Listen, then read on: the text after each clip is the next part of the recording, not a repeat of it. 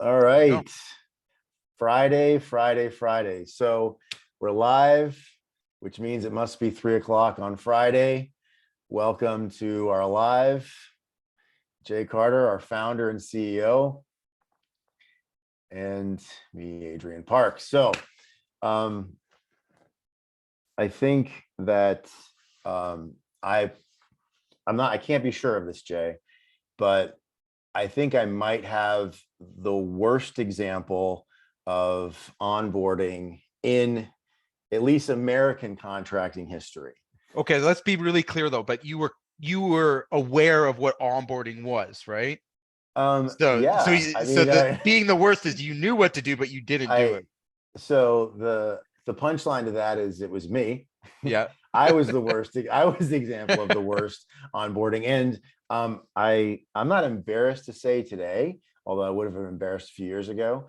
But I did know I had multiple years, and I wasn't fresh out of school or trade school or anything. I was a seasoned business person, and still had the worst onboarding. And it was basically a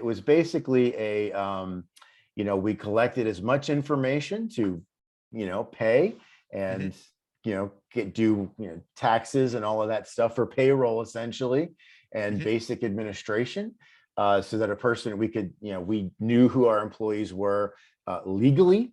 Right. And then it was kind of a slap on the ass and a go get them. Oh, and we had a handbook that Ooh. the company was 40 years old, and we had a handbook that was probably 38 years old. Uh, you had to So blow it off, it was you'd have to go into this like right? dank closet, Mhm. get like the edges were yellowed, and it was typed, it wasn't printed from a Perfect. machine. And it's shocking because somehow that didn't work, because essentially we'd hire someone. It didn't matter either skilled or labor, it didn't matter what the position was, or in the office, because I hired a Mm. bunch of salespeople and I hired admins. So it wasn't a position, or it was age Everyone got the specific, same gender treatment. Yeah, specific. It perfect. didn't matter with the demographic. They all lasted about one day to 3 months, I'm gonna say. And um and and and then I didn't understand why I hated hiring so much. Right. Right. And I would I would pawn it off on our admin, who knew even less than I did about it. So I don't know if that was the worst example of onboarding in history, but I'll put that up against anybody's worst if given the Well, chance. so I think it's important that we be clear. So when I started out, there was no, like, what is onboarding? And do you not just pick the guy up and put him in the truck and see if he Right. works? Right. So like, Right. I think most guys come from that school of, we'll find out if he's going to work out by trial by fire. And I can vividly remember actually taking, fun in having new guys come out and see just, how well they would last or adapt. And we would put them in bad situations that, Right. sucked. One vivid memory that comes to mind is we got a brand new guy, and this is embarrassingly enough.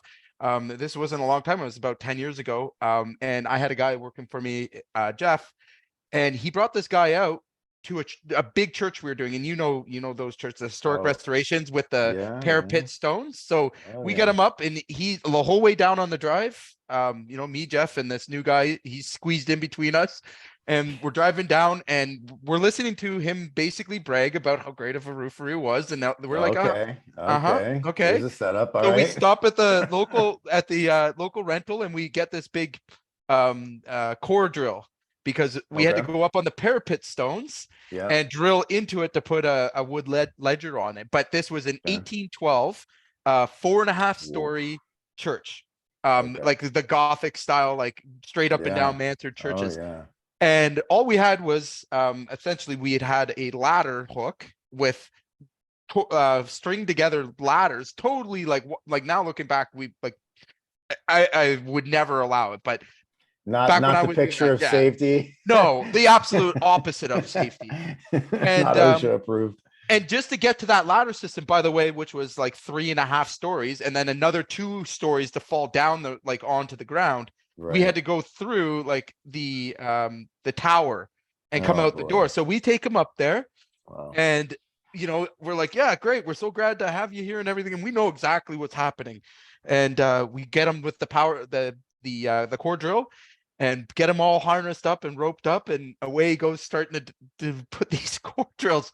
And we were like, me and Jeff were literally betting on how long it would last, because it's a physical, like you've got that great big drill and you're drilling down Yeah. into the core.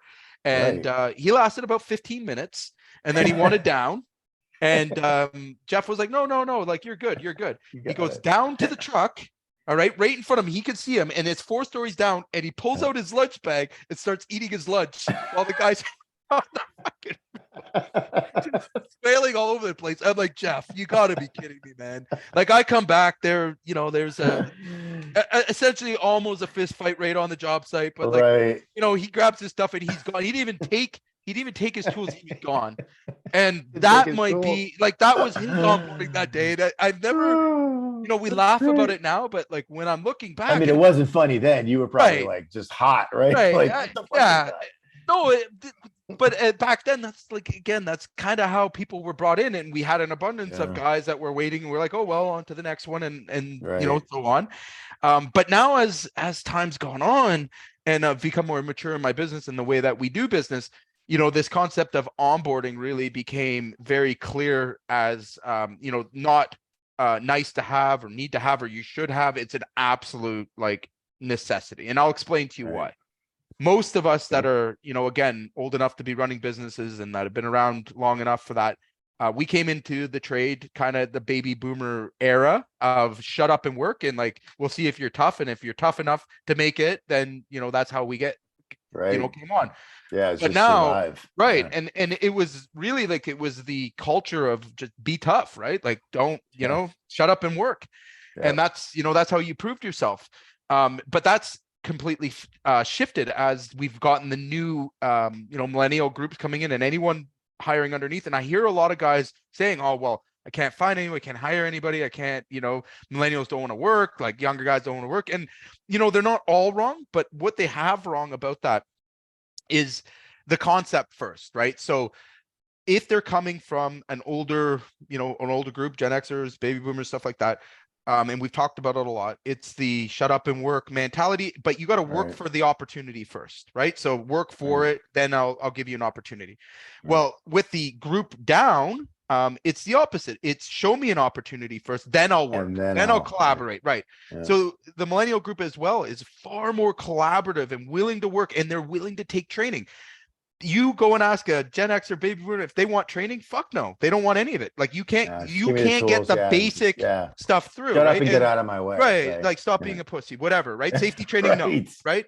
And they're the hardest to keep in safe, in safe. Not, and again, that might be more generic, and not all of them, obviously, but we struggled a lot with that and following systems. Like, they just did their own thing, right? And we still have remnants of that, but where onboarding really starting to become really important to me was I was looking at, trying to grow the business, trying to expand. And where we kept running into the wall is I have this great group of guys that have been with me for years and years and years. And, good core guys that, steady and everything. My retention's like 93, 90, like I lost one guy in, 4.5 years, which was phenomenal. And, when I'm looking at that number, I'm like, yeah, like, great. Like, I'm a really good employer. But we had a general manager at the time that brought something to my attention that blew my mind. He goes, Jay, you're only retaining 12% of new hires that come in the Wow. door. He's like, I've hired, Yeah. and again, I'm just assuming, well, they're not tough enough. Like, nobody wants to work. And I'm telling Right. myself the same stuff. Right. Oh, that kid Right. doesn't, and he's going, here's your problem. And it's basically this. He's like, you're bringing in younger guys that are inexperienced. Yes. And that's a part of the business. That's what we all have to accept. And we're not onboarding them. We're not training them. We're literally throwing them to wolves. And that's what they are. You think you come Right. into a tight knit core group of, Gen Xers, older guys that are, know what they're doing. They don't want to deal with the new guy. There's no reason for them. And it's been bred into us that, hey, this is how it's almost hazing. they're hazing the guy, and then wondering why we Yeah. can't grow and can't retain staff. Yeah. So that number shocked me. I was like, wow, like that can't be. And he's like, if you keep up at this rate, you're actually going to go in reverse, because you're going to start losing more guys than you can Right. replace, and the Right. company's going to start to fail. And I was like, well, that makes like that really hit home. So I'm like, so what do we really Right. do about it? Adrian, I promise you, I did not know what onboarding was at that time. When he brought it up, he's like, onboarding. And he said it just like that, like I was stupid. And I was like, what is onboarding? What do you How do you not mean know? onboarding? Right? I'm like, what do you mean? Like, they would and he starts to explain it. He's like, listen, do you know why McDonald's can retain, staff at, minimum wage that stay Yeah. there for a long period of time, and like they become a part of the culture of that business? Yeah. He's like, yes, it's systems, but more importantly, every single person that goes there has a full, thorough onboarding. There isn't a single detail of that job that they can't teach to, Yeah. high school, grade school, or whatever, right? And he's like, that is what onboarding is. It's indoctrinating someone to your business, teaching them the ways and making sure they feel comfortable and starting to build in that cultural aspect of your business. Like, who are you? What are your values? What can we do? What can't we do? All right. And the only time that somebody is actually open to take that information, all right, is when they start to work for you. Yeah. All right. So think about it, guys. Like, if you wanted to get, a flash of what the next 5 years is going to look like to somebody, all right, and you just throw them in the truck, right, day one, and be like, hey, here you go, like, great, just work your balls off and, enjoy your life, right? Like, that's basically what we're saying. Instead, we have to shift a bit, and we have to think of, you know what, this person needs to feel like they belong to this company, and they got to feel like there's a reason for them to be here, right? So very different than what I had been brought up for. And in fact, Right. if I have to really be honest about it, I was resentful towards it. All right. I was actually like, well, I didn't get this. No one treated Right. me nicely. Like, there was no Right. buddy system when I came in. It was literally, you got put with, old Doug that just threw hatchets at you all day. And if you made it through the day, you were good to go, right? The old miserable guy that, like, if you make it a week with him, then you're good to go, right? So, and again, when I started to really kind of unravel this and unpack it, my mind was blown, first of all, and going like, yeah, that makes a lot of sense. If we look at every other industry, you look at tech, you look at anywhere, of course, like, again, they all have onboarding. You Right. don't get a McDonald's job without it. Like, there's a No. reason for it. All right. And Yeah. it's not a new concept, but in the trades, totally new. It's like, Yeah. again, I don't even know the word. So Right. why is it like that? Right? Why is that not a part of, the whole industry? And why are we so far behind it? And then, bells started going off in my head going, this makes sense. We're not bringing any new people into the trades. Nobody can find anybody. Are we the problem? Like, because, two wrongs don't make a right. So if you were brand new, never touched the tools, and like very few of us can remember back to that point where, like, if you started through the trades and you had an option of going to McDonald's with these friendly people welcoming you to their community and being really helpful and getting you started, or nasty old Doug, well, what choice would you make? Right? Like, this Right. guy threatened to kill me the first day I met him. Right? Like, what? I can't understand. Nobody wants to work. Yeah. Right. Right? Why But does anybody want? then you add on the stress of, like, the job and the all this stuff happening at once, not being trained, not feeling safe, like you're doing a dangerous thing. Most of us are doing dangerous things that they can get hurt. And then you have these leaders out front that aren't leaders at all. All right. They're in fact the opposite. They may be actually working to have this person not be there. Right. So again, this is where I started to really get my shit together, I'll say it, and start to think about, like, okay, so, like, forget my experience. I'm not going to use that. Like, we're going to go the opposite to that. Like, what would have I wanted? Right. How would I make somebody feel safe right away? How do I let them know what I'm about? How do I, have some empathy? And believe it or not, that's a foreign word in these things, and it's the opposite to what everybody's going to say. But, like, empathy is a big part of onboarding, is understanding their position, not yours. So, like, we go in as employers looking at, what do we need from this person, and expecting them, like the master slave thing, where it has to be reversed at a point where and the thought that I put in my head that's been very helpful is like, I want to partner with this person right now. Again, if it's just the mindset that I'm using, not literally going to partner with this person, but like, Right. if I'm going to have somebody come into my business, all right, why wouldn't I teach them, our systems and our expectations, our values, our, our core beliefs, our vision? Like, why would I not give everybody from the labor up that opportunity to see that in our business? Why wouldn't I teach them to use the systems they have to, instead of standing over top of them and scolding them on it? And then the next thing is, why wouldn't I want somebody that's actually got an invested interest in them surviving and lasting, all right, to be like their buddy, like to make sure that this person's protected from the rest of the goons that take fun in, making sure that they make people uncomfortable. And it still Right. exists. Like, it's still a real thing Yeah. that happens, making sure that you give them the best possible opportunity for them to be successful in your business is, again, now that I know, is the best, ROI I could ever have gotten, for two reasons. Number one, I know what it costs to hire a new person. All right. I know the pain of being short. I'm sure, again, it's it's a big problem in our industry, and it's not going to get better anytime Yeah. soon until these concepts start to change. If we don't make the trades more attractive for young workers coming in, we are going to lose. All right. And it's not being attractive to you if you're older, like Right. my age, right? What you got to remember is that you survived, you survived your onboarding experience, for various reasons. Maybe you were young, right? And we all, like, when I talk to other contractors, we always have a laugh about this. Like, yeah, like I was thrown right into it. Like, first day, like I'm up on a 12-12 roof, like, and we have those stories, but how many didn't survive? And I'm going to tell you the number is more like Yeah. mine. You know, Yeah. 78% didn't. All right.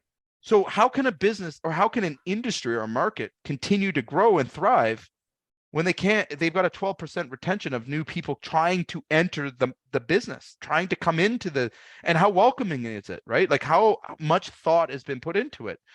And again, it starts at a couple different levels. Like, here's your business, like what you represent, your values, like your, where you want to go. But then there's also, again, what pathway are you lighting for your apprentice, or your, even your new veteran that's coming in? You've got to be able to change the dialogue from, yeah, we just, you're going to do this for the next indefinite amount of time, and you know just come in and work hard, that's what we expect. Like, that doesn't inspire anybody, right? That's not going to make anybody want to work harder or more for you. Right. And then most of us are disorganized on top of that, right? Like, you wouldn't know if you guys are doing good or doing bad. Like, really, not enough score is being kept. And here's something that I learned that's really important for millennials and every age group down. Um, Anytime you bring in data or performance, okay, anytime that you can show them how to make improvements, they will do it. They will take Mm. training. They Yeah. want trading. It's expected, all right? Yeah. Versus when I came in, again, I'll be honest with you, I avoided it. I don't want to go to, like, Yeah. now looking back, I see where the flaw is and why that whole, I'll call it the dark age that we came in through, Yeah. really was meant to keep us in the dark, literally. Like, and you hear old timers talk about it a lot, but the damage it's causes is incredible. How many guys, would hold back things from the apprentice so that they didn't learn, right? I know Right. I did sheet metal, so there was lots of little tricks and stuff that we were, that we knew, but why would we just train somebody that off the gate? No, you gotta do a year of grunt work before we'll, Right. take the Earn it. time to Yeah. actually, exactly. Well, guys, that's what's holding not just your business back, but the whole damn markets. Like, again, we're at a crisis point now. Nobody's really, coming up with, elaborate solutions. Well, some people are, and really looking at it as, hey, you know what? We have to sell the trades to look attractive. Like, why would someone come here if you had the option, right? You're going to tech, you're going, out to the wolves and the mean old guys. Like, there's a no-brainer there, right? Like, Right. there's no, but meantime, we've got, opportunity like never before. You're never going to be replaced by an AI, right? Not for a very long time. Like, that'll be the Right. last thing to go. It's the safest job position, and the wages are the only ones, again, right out the gate, day one, that you are able to support yourself. There isn't, again, like, within my first two years, it's making over 100K in high school, right? And it went up from there. I've got guys making over that now. So tell me there's no money in it. Like, you're out of your mind. And opportunity, there's tons of it. Now there are, again, some organizations that are bringing some light to, the benefits of being in the trades, but we're just not bringing in enough. And I think this is a big connection point here, right? So a lot of times when you talk to contractors, they're like, well, I can't do anything about it. You hear that, right? It's like Yeah. they're just not there. They're not coming in. They're Right. not like, I don't know. I don't know how to right. fix this. I don't know what to do. Exactly. I just can't find guys. And Yeah. I'm always kind of laugh a little bit because, I've been on both sides of the fence. I know where they're at. I know what that feeling's like. I've been through it so many times. I can't even get excited anymore. Like, I can't, like, a guy leaving or a guy coming. It's nothing to me anymore. Right. It's, Yeah. I'm a little bit dead inside for the shock of it. But there's one thing that I do know is that, how you bring someone into your business and what you train them up front is the things they're going to retain for the long term. Okay. So you have this small window of time where if you present the right things, you're going to start to have guys that believe in what you're doing. And that's so important. And they feel a part of something more than just going to work, right? No one wants that. And I don't want a business that's all it is. That's a cold, dark place to go, and nobody wants that, right? No other industry has been successful with that model in place. Okay.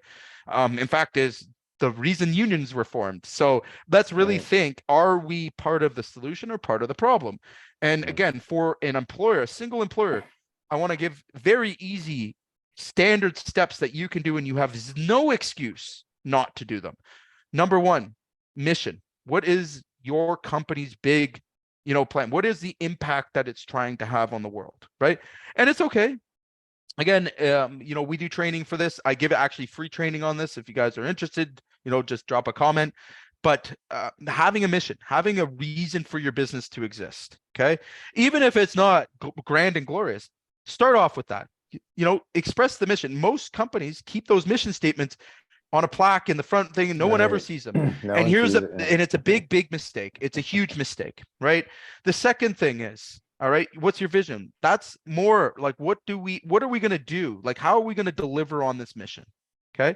Simple stuff. But for somebody coming into your business, like, to know which direction, that it's like your compass, right? So like, it's the needle on the compass. Yeah. All right. And it's telling them, in a very round, way, why they would be here and which direction. Again, think about having everybody moving different directions in your company and thinking it's going somewhere else. What chaos would that cause, right?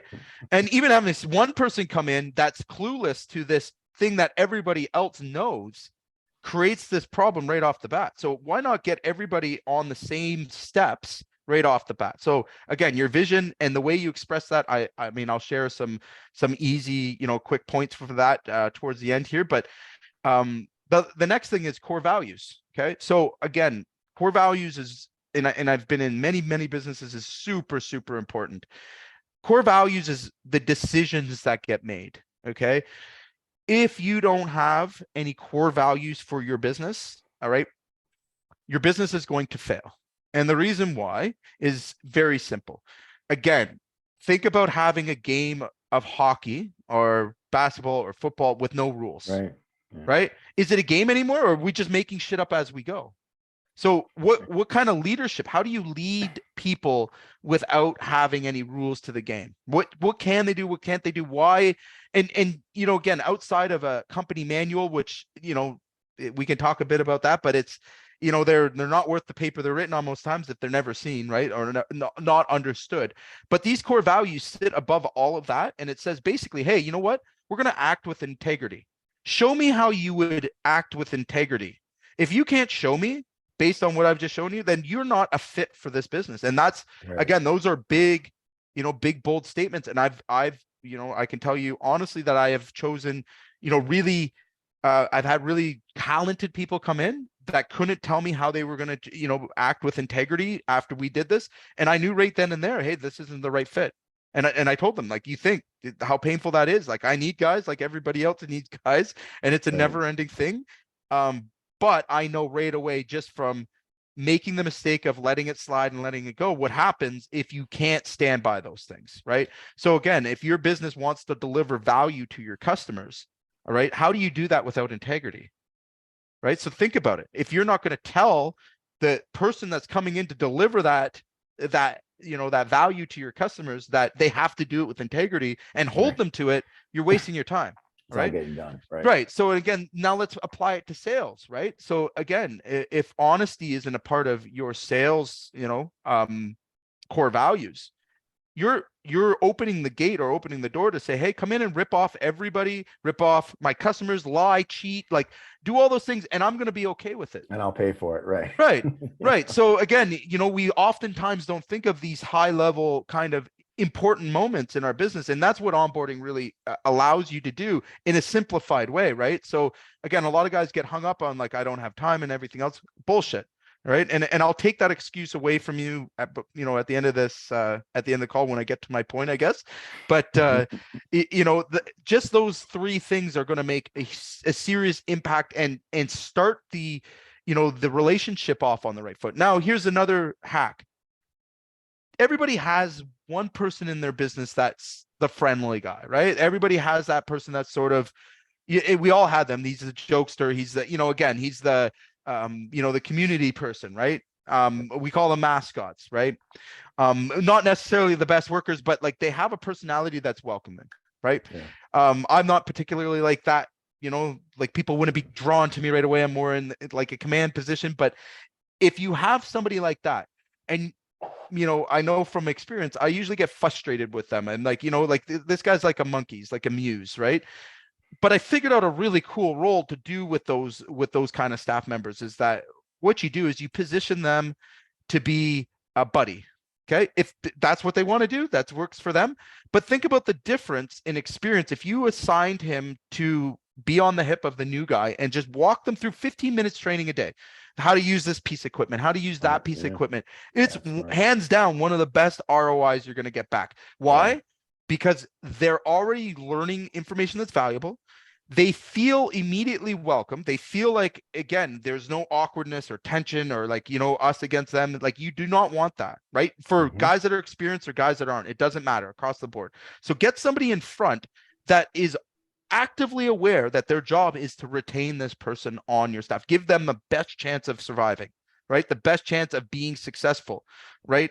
Give them 15 minutes a day to do something that is, again, not being learned immediately on the job site. So if it's your employee manual, okay, that person's being, and we, again, we invest in this. So we, we pay the buddy that's meant to do it. Let's go over one policy. Let's just make sure, hey, what problems are you having? Can you log into your app? You have no idea, again, before we started doing this, how many times guys would go through a week, 2 weeks, and they hadn't booked any hours. Nobody said anything. Here he is, like, how do I get a paycheck, right? Like, and again, embarrassingly, it still happens from time to time as well, right? But again, we get much better as we build this into a system and a process and take it seriously as a must have, not a nice to have kind of thing. And I see contractors of like, I see massive contractors that have all these guys and they don't do any onboarding. They don't, like you said, they bring them in, they give them the company manual, slap a t-shirt on them and fucking slap them on the ass and away they go, right? That's not going to work now, and it's not working now, and it's not going to work at all into the future. And here's why. Okay. So here's what I'm seeing. So number one, new workers, especially, as we get younger and younger in the field, okay, their expectations coming into the workforce are that they will be trained like they were in school. Okay. So the school system has changed a lot since we went to school. Everything is collaborative. There's support. Like, they are coming. So you can't think of a bigger baby lamb coming to the slaughter than high school, right? Where everything's caring and giving and collaboration and everything else, to trades. Boom. Like, you want to talk about oil and water, that's it. Okay. So, and that's not going to change. So again, think about bringing in a new worker and just, carrying on the way you are. Like, you lower the percentage of success so much more lower. And guys, here's the kind of thing I want to remind you of. Like, we're all running out of time to figure it out, right? Within the next 5 years, there, like, for every, one new person we're bringing in, there's 9 leaving, right? COVID accelerated this. I'm seeing it now at and it's part of the reason we came up with Pro Hire AI and all the systems. And I came up with that out of desperation, out of, pure marketing didn't matter, sales don't matter. It's recruitment and hiring that matters now to me. Because again, if you can't get the work done, it doesn't matter how much you get. I could pull 2 levers and have more work than forever. And I'm always being bound by how much manpower I have. Right. So where I've had to kind of come to a good understanding and a safe place is to know that, hey, listen, you have to invest in your company culture. Is it going to be perfect? No, but done, in place, thought out, like those kind of things, they come as you go through the experience, right? And the more staff you can retain over time, okay, is where your business is going to grow and thrive. Again, gone are the days where we can just, throw an ad in the newspaper and get 12 guys applying for the job. It'll Yeah, never doesn't happen work. again. No. It's not going to ever be that way again. Well, Okay. not people you want to hire, Right, Jay. I mean, right. Well, and again, so like in terms of finding skilled guys now, it gets even harder. Like, you're fighting tooth and nail. And like, again, I feel like we as a company, I'm act like, and honestly, as a business owner that offers this kind of service, is I've never seen like what would work in any other industry and be super successful in hiring, okay, brought to the trades. That's where the true testament is. Okay. right. Because the epidemic is so severe, it's getting so bad that every guy that you have, again, you have to figure out ways to retain them longer, hold them, again, keeping them accountable, keeping them profitable. And it's getting harder and harder and harder to do that. Again, things that would have been, mind boggling 10 years ago don't work, right? Right. I mean, again, just paying a guy more doesn't work, right? Nope. So what do you have besides paying yourself out of business or giving more than what you can actively afford to do? What do you have? Here's only a couple places to look, and that's number one is, what kind of experience am I giving my employees? What kind of flexibility do I have? And again, this is very hard for me, but we're at a 4-day work week. And again, I mean that like, it's difficult to kind of bring in as a concept, but for the most part, most of my guys are on a 4-day work week, and I've had to become flexible with that. All right. I've had to accept that and plan for that. Like, there is less production getting done. Right now, obviously we work that back through our prices. We've left room for that. And I don't think a lot of guys have really got to there yet. Like, to scale a business at scale now in the contracting business, guys don't want to work, 40, 50 hours and on the weekends. That's just not happening. Where we're seeing it is they're looking for more work-life balance. They're looking for more flexibility and opportunities to learn. They're looking for other things where the last generation that we came, I remember working 7 days a week and being like, why the hell am I working 7 days? I don't need to work. But like, the guy that that's leading me is just like, got to go to work. He'd be at my house. Even if I said no, 7 a.m., he's sitting there in the van honking the horn. I'm like, all right. Like, again, I remember those days, but you try and do that now, you'll get laughed out of the, laughed off the block. They just won't show up. So what are you going to do about it? Right. Well, first of all, again, it's bringing it to light and accepting it, but it's also making sure there's accountability involved in that as well. Right. And if you're not going to invest in your guys learning new things and developing and becoming, better, your business as a whole will fail. All right. And again, this is against what I was brought up. Like, I thought I had to, earn it.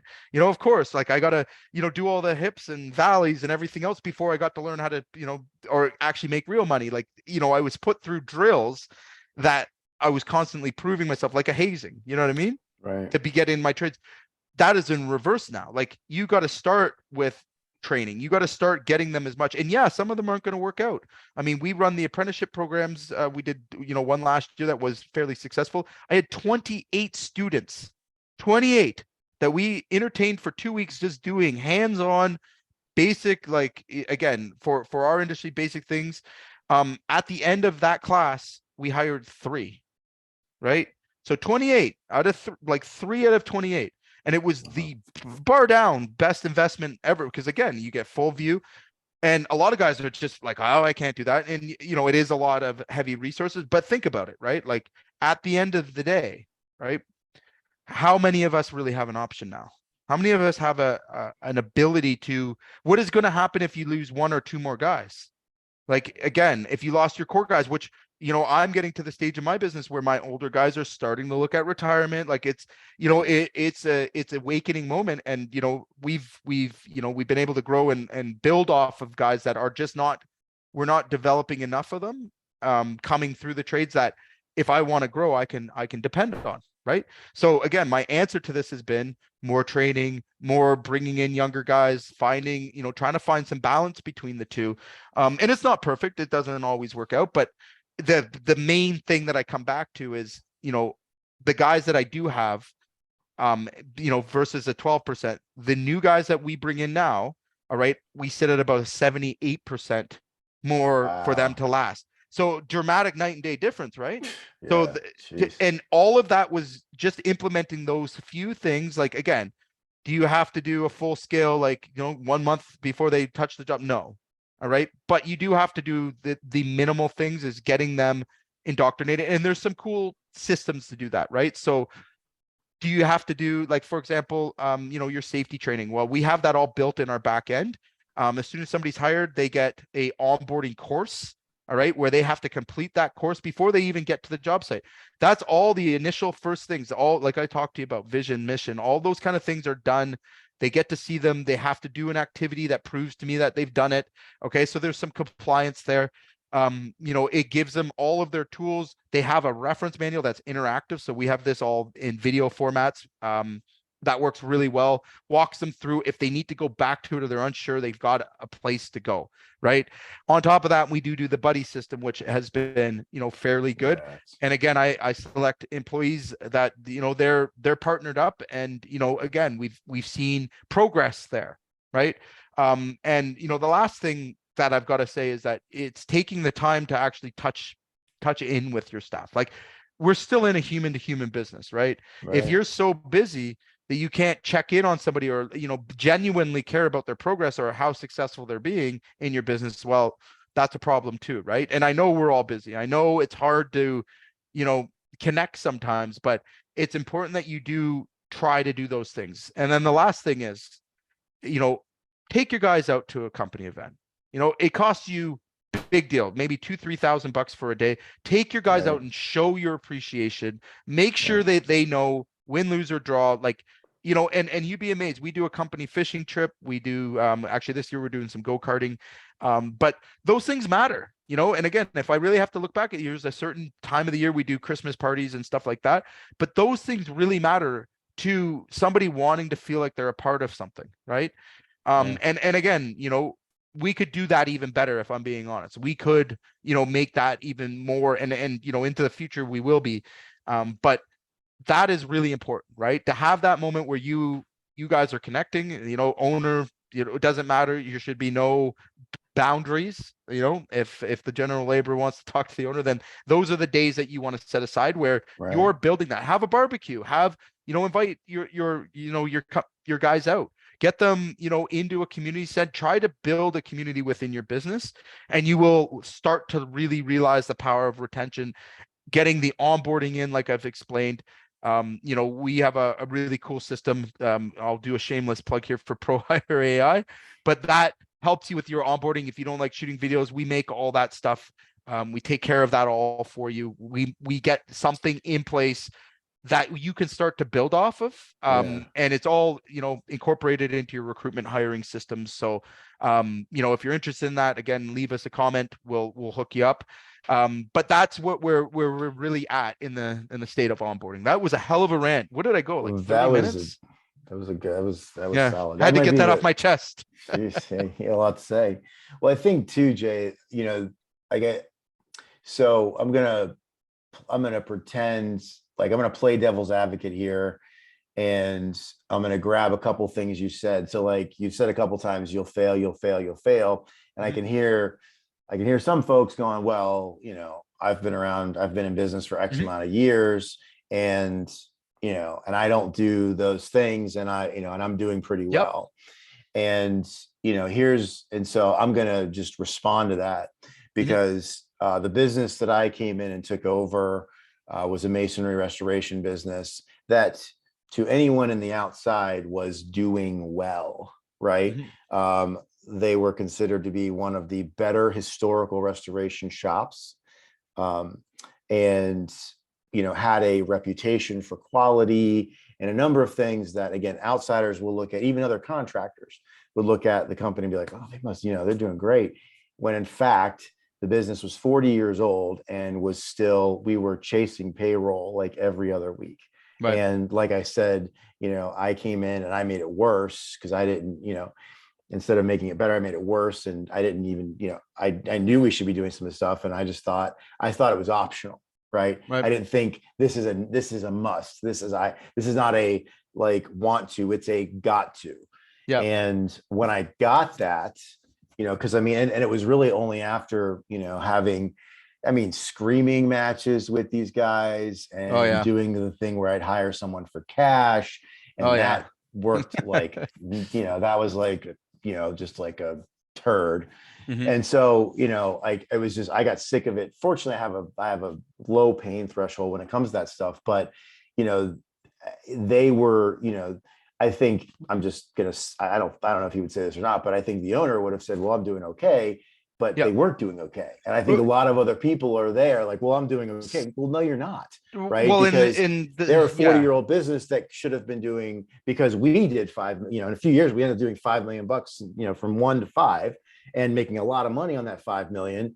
And part of it, here's my punchline, is part of it was I put what I called an informal apprenticeship together, and all of my younger millennial, they weren't laborers and they weren't skilled. They were kind of, I called them swing players, Yep. because they could do a little bit of the skilled stuff, but they weren't fast and they weren't good yet, or the quality wasn't quite there. So I paired all these guys up, and within 2 years, all of a sudden my skilled labor force, like I've got 4 new people that, again, they weren't fast yet, but they could do it. Right. Right. So, and that, I don't think that's a genius idea, but that made us money, like a lot of money, because Right. because they were able to support the super skilled guys and the senior guys even better because they understood the work. Right.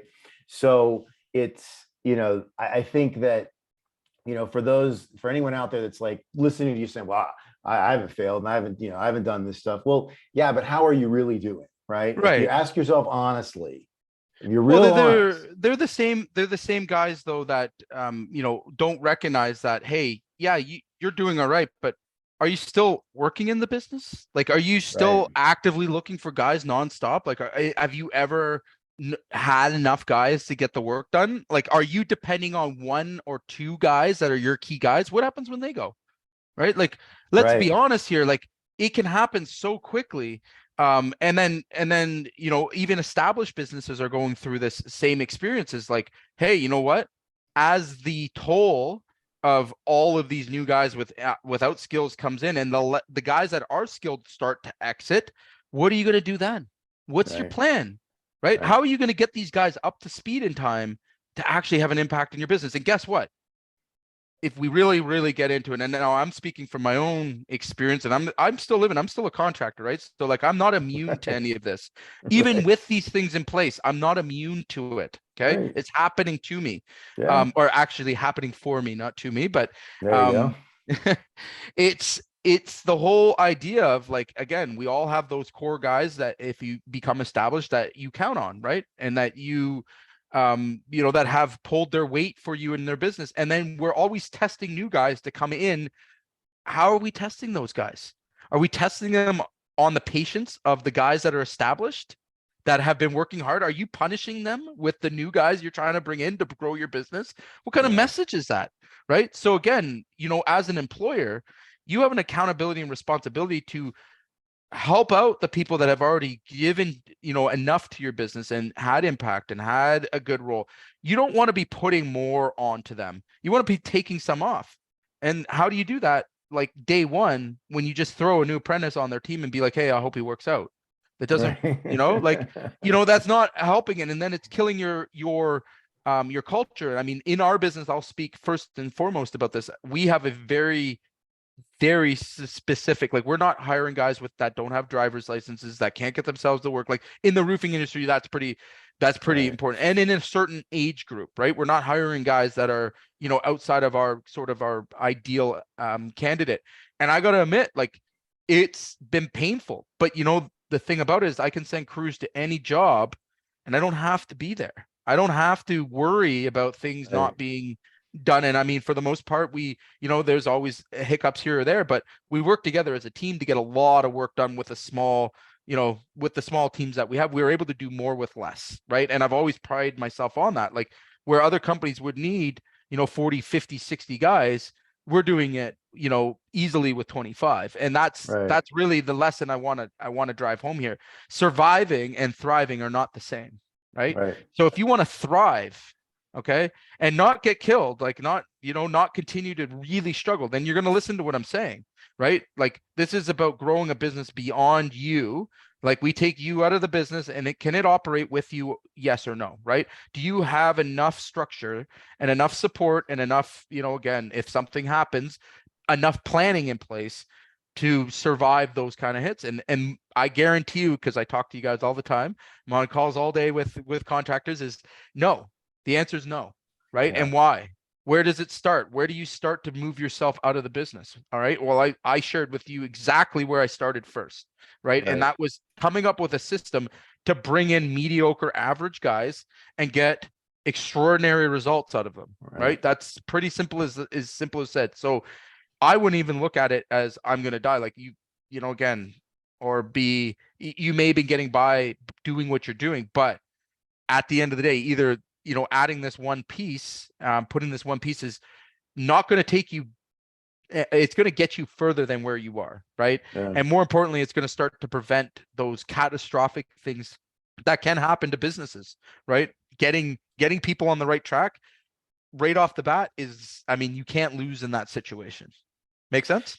Well, and I think too, Jay, so if I want to make two really quick points here. Sure. One, for anybody who doesn't know, we play with live ammo around here. Mm-hmm. And, you own a roofing business that is out today, right? Mm-hmm. Repairing and replacing roofs in the Greater Toronto area. Right. So, like when you talk about this stuff, you're speaking from very real, in a lot of cases, very expensive, Yes. like personal and professional experience. Like Mm-hmm. we play with live ammo, the bullets are zinging by your head every single day. And yet somehow you're running this business and Mm-hmm. also coaching like 8-figure contractors on their businesses. So, it's Right. not, I think, again, I think just from having a lot of contractor friends, I can hear some of these guys and ladies in my head going, well, it's like those that can't do teach, and Right. shit like that. And that is not the case here, right? No, no, Like, not at all. like Not you at like all. literally like like Jay owns a business right now and that business is out doing millions of dollars worth of repairs and replacements. Mm-hmm. And so this is coming from a place of like real execution again and doing it wrong a lot. and Yep. i and i like More I gave more my wrong than example of, right. More wrong yeah, than and I gave right. my example of being like the worst in history, I thought. But like that's where we're coming from. And I think the other point is that the mistake I was making is I thought of onboarding as, again, I thought of it as a should. And when I started thinking about it as part of the hiring process, Mm-hmm. and like, so I thought of it not as a want to, but a must, like a got to. That's when I made that shift myself, like this isn't something I can choose to do, right? Right. Well, I mean, I can choose, but if I do that, there's going to be specific and very painful and expensive consequences. When I Mm-hmm. made that shift, that's when when we started doing some of the smart things, and it was revolutionary. I mean, for us, I was tracking how much production each skilled person did. And when I came into the business, I want to say it was about 180,000 a year. When I left the business, it was 275,000 a year. So we didn't have to go out and hire a bunch of people. What we did is we trained these younger guys, and the whole, like, everything got better, right? So like there is a, there is a real dollar, like there's dollars and cents attached to this. And I think that's where we've got to think of it differently. This is not like a special kind of like, well, we should be doing this and someday maybe. This is like, I've got to think about this right now. I can easily put dollars and cents to this. So again, if you're motivated by, what the impact of this could be, one in single employee, all right, in a healthy business will represent about $250,000 in revenue. Okay. That's that's a absolute benchmark number. And again, it's an indicator when I ask, any business owner about knowing the health of their workforce and the health of their business. Right. The second indicator that I would use is that out of that 250, about $80,000 is net profit. Okay. So if you think that it's, more in your best interest to find work, and this, I get my best, all right, my lowest cost per acquired job, all right, is $1,500. Okay. Right. Opposed to, we're spending $5,000 to $6,000 to find somebody brand new, right? Even a labor, like that's the average going cost now. If you're really going to play the game now, with our Pro Hire AI, that gets, significantly less. Obviously I've got some rules to bend with how we're recruiting, and we've gotten pretty serious about it. But again, let's look at the trade-off here, right? Like, what is more important than protecting the first number, right? Like, again, if you were able to hire 2 new top end guys in, the next month and retain them for 2 years longer, or 1 year, 6 months, like any figure you want, that is the most profitable thing that you can possibly do. You're never going to make that. Like, again, do I make 80 grand off of one single job? No. Right? No, my profitability is significantly less. So for 5 grand, I'm making 80, right? Like, just put it to that, in that context, and you start to see the value of really thinking about how your the people are being treated coming into your business. And like, again, think of all the stuff that they take off your plate when you learn to hire properly, learn to be a good employer, learn to, again, think about the concept of not everybody works the same. Not everybody, what the way you were treated coming in isn't the right way sometimes, right? Maybe actually some of you maybe got good onboarding, but again, for those that didn't, there's this big, like, it's, again, how do you relate to something that you never experienced, right? So that's really the challenge here, is for contractors to think, hey, you know what, there's a better way. And what would you have wanted? What would have made it better for you? And how can you make it better for your staff members that are going to come in and contribute to your business long-term success, right? And if you're not thinking long-term, if you're not thinking in that way, again, like I said, it's going to cost you if you don't see it in immediate, like, instant not being able to find guys and not being able to take on jobs. You're going to see it in other places, right? You're going to see it, and it's going to get worse. It's going to ramp up. It's not getting better. It's getting worse. We have less options, less people, more importance of retaining people, right? So again, I want you guys to really think of the concept. And if you are struggling with it, or if you want to fast track your hiring, recruitment, even building your onboarding programs. First of all, we've got free resources. You can join our school. Happy to go through it. Got tons of stuff there. If you want to do it on your own, and, you just want to, or even get more information. Again, I got a AI, assisted program there that you're more than welcome to jump in on. Just comment school. We'll get you hooked up. Or you can come to us. We'll do it for you. All right. Recruitment, hiring, talking about your retention, building your onboarding programs. We'll just do all that for you.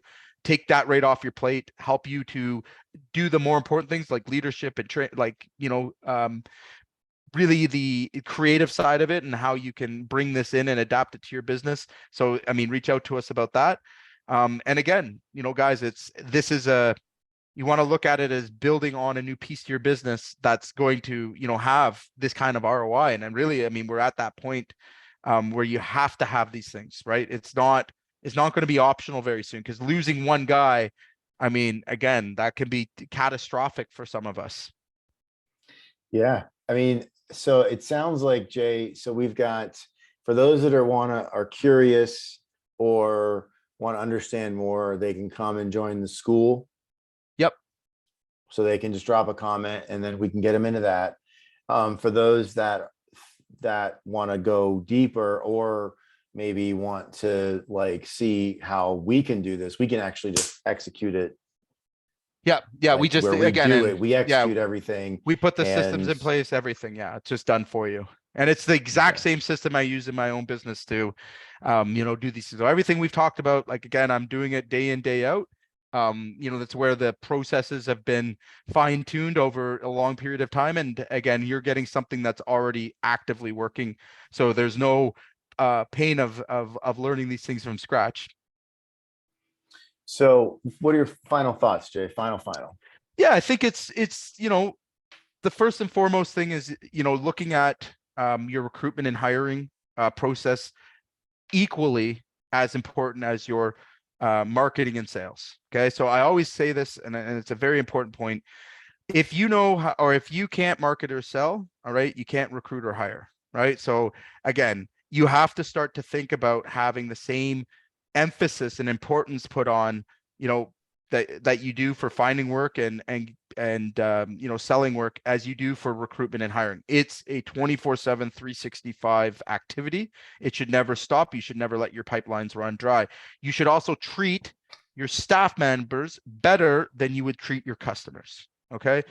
Again, if you're looking at them and it's still a lot of that mentality, like it's 1950 and there's 18 people lining up for a job, it is not that way. If you don't start breaking those habits of thinking that it's a master slave relationship, and you don't start to really collaborate and build relationships with people that are going to help you build your business, you're going to be in for a shock. And I mean, again, I could tell you from my own experience and making the mistake and consistently doing the same things, that there has to come a point where you realize that, hey, you know what, I'm going to run out of the thing that's going to actually build a business here, right? I need to change my habits, right? And again, it starts with mindset. Like, until you can really change your mindset and start seeing things from different perspectives, right? Just because it worked in the past doesn't mean it will necessarily work into the future, right? Mm. And treating things equally or better, right? Like I said, sales and marketing, recruitment and hiring, same thing. Okay, exactly. Put them side by side. One's far less sexier than the other, though, isn't it? Right. Right. Yeah. So, but where's all the investment get put with most businesses? Into Oh, selling marketing. jobs, hire. Yeah. Yeah. Right. Like, again, when I talk to owners, they're like, yeah, I'm spending 5-6% on marketing and sales. I'm like, oh, great. And like recruitment, oh, we put a ad on the job boards. Oh, perfect. Awesome.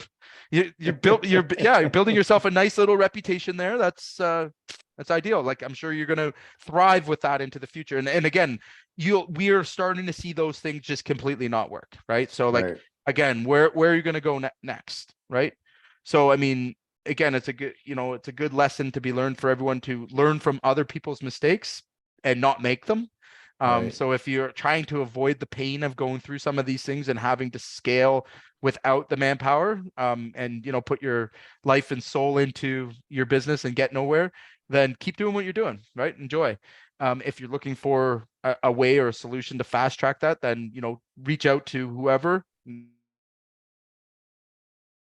Our people, like, start to become educated on this stuff. It's really important. You can't scale Yes. without it.